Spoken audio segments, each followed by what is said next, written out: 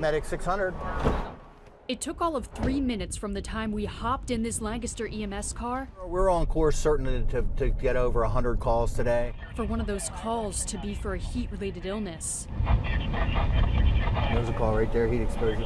And the dash across town began. They did give us some information that she's confused, so that kind of clues me into more the heat exhaustion rather than just heat cramps. The patient is pregnant, her car's air conditioning broke, and she was sweating profusely, trying to find relief in the shade. Well, we're going to do all we can do to get you cooled off, okay? Fast intervention from paramedics who bring her to the hospital for further treatment. Nausea, vomiting, some palpitations. We follow her there, and the lot is full of other ambulances. A busy day for responders in the sweltering heat. The heat and humidity is making that condition that they normally have all the time worse. In Lancaster, Becca Hendrickson, WGAL News 8.